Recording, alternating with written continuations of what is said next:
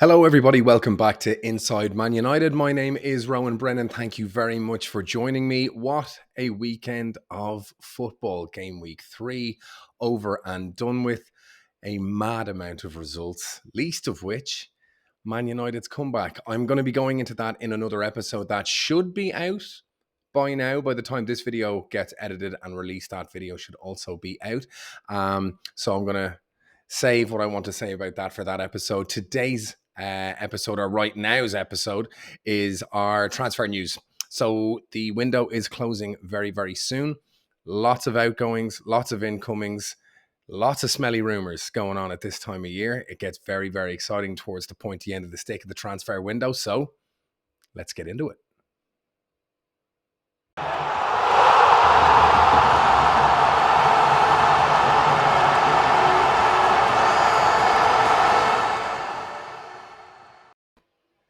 So thanks again for coming back, and I hope everyone had a great weekend. I certainly did, and the football did not disappoint.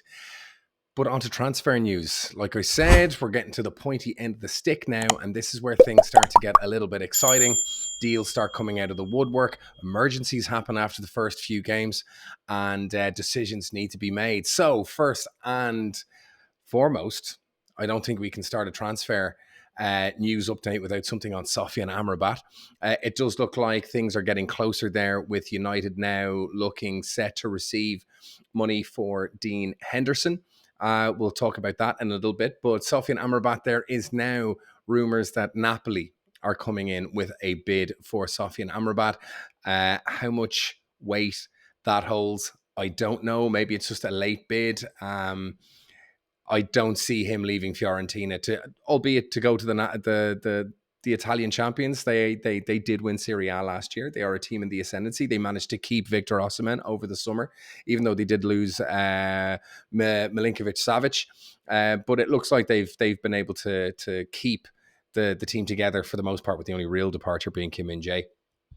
And they are putting in a bid for Sofyan Amrabat, probably to replace Milinkovic-Savic.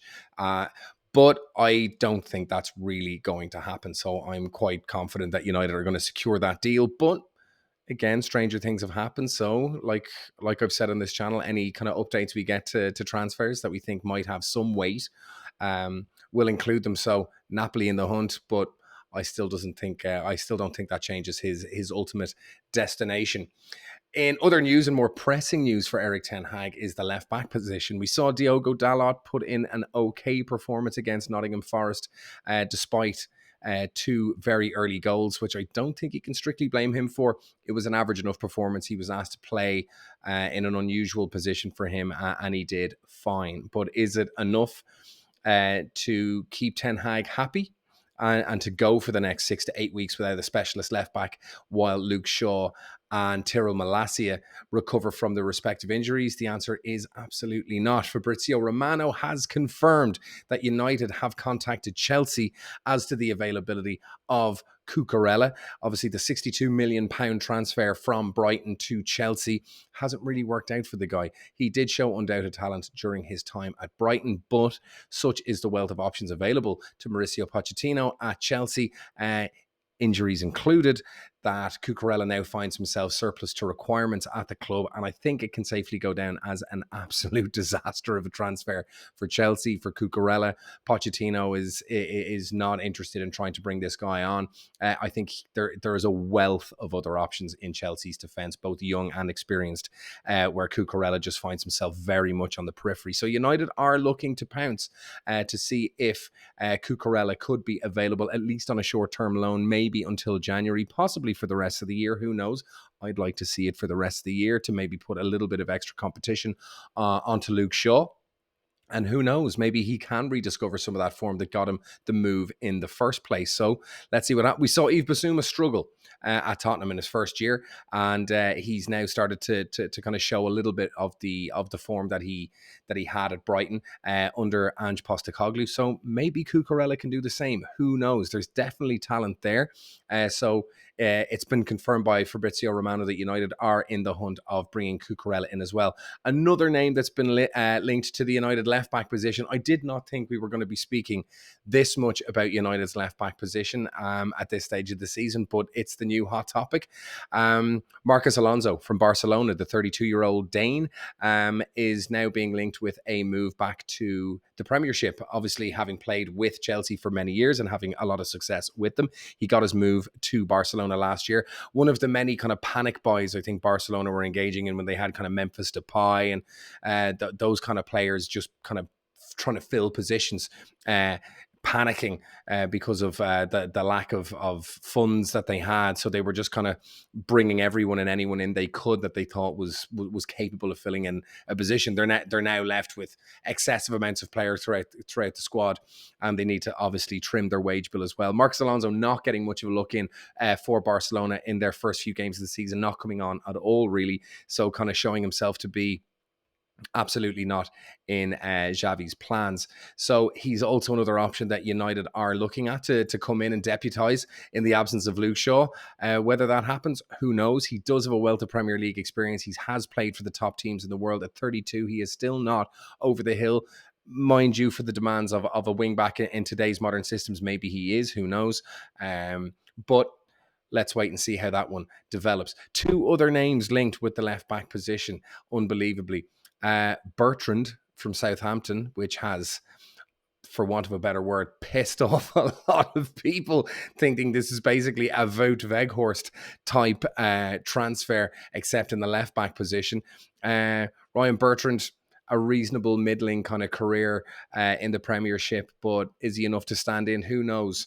As much as Cucurella or Marcos Alonso would be able to step in and do a job, maybe Ryan Bertrand could as well.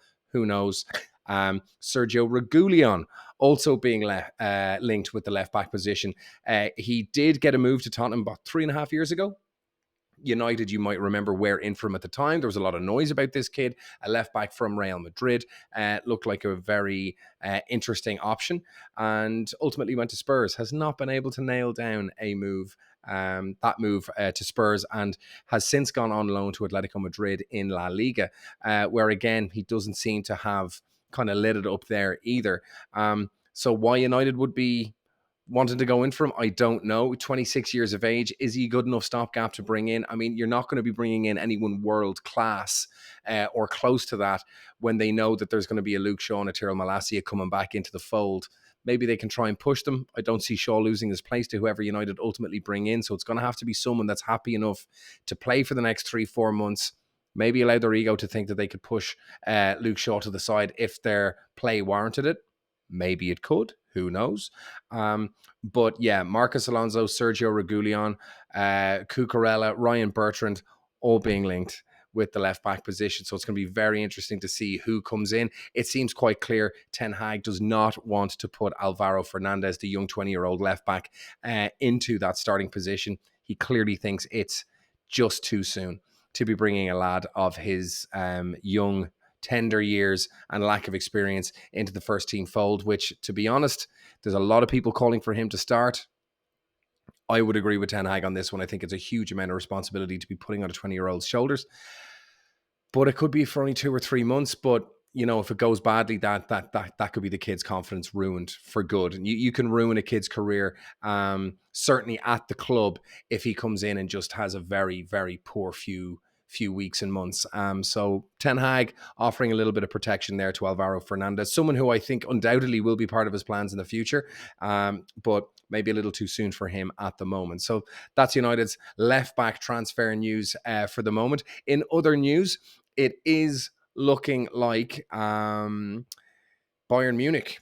I've heard smelly rumours Bayern Munich are looking at Scott McTominay to come in as cover for the departing Ryan Gravenberch. So a little bit of talk coming out from various publications that Scott McTominay could be going to Bayern Munich as cover in the number 6 position. basically to cover for Ryan Gravenberch departing and going to United. Could this be like a Sanchez Mkhitaryan direct swap? I don't know. Would I take a Gravenberch, a 21-year-old Gravenberch, for a 26, nearly 27-year-old McTominay in a direct swap? Yes, I absolutely would. So I would be more than happy to see that deal go ahead. If it does, who knows? And finally, United have been linked with a striker. As you could see from the Forest game, Anthony Martial wasn't really on it, and United still badly lacking in the department. Even when Rasmus Højlund comes back, we do need bodies in that position for sure. And one of the names now being mentioned with a late bid from United is Marcus Leonardo.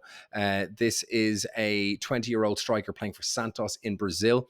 He scored 16 goals and got 4 assists last season. A very, very impressive return for a man of that age. There was a move being rumoured to go to Roma, which fell through. Jose Mourinho very, very keen on bringing the striker to Serie A, but for one reason or another, that deal fell through. And now Erik ten Hag is smelling an opportunity to bring yet another young striker into the fold. Very similar to City with Haaland, even though he is this superstar, probably the best striker in the world. He's still very, very young. He's 21, 22. Alvaro Fernandez, Julian Alvarez, a similar age. And it's great to have that level of youth and hunger and competitiveness in those forward lines, and proving that a treble-winning team like Man City can conquer all around them if they've got the right talent up front, regardless of what age they are. And this is what we could see from Ten Hag going for this profile of player.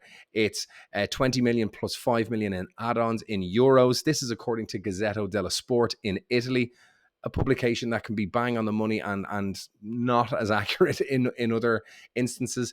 But it seems like this has a little bit of legs, and it would be great to see another exciting young Brazilian prospect come through the doors and join the likes of Anthony Højlund, Casemiro, and other kind of young Brazilian players and forward players that I think would love to kind of compete and that he could learn from as well. So just a small kind of little bit of striker update news there. How that fares, we're going to find out over the next couple of days. That is it for all our transfer news. Keep an eye on the channel. There will be another episode covering 6 things that we've learned about Man United against Nottingham Forest. That 3-2 result. What are the key takeaways that we have from that episode? Thanks for joining me. See you on the next one.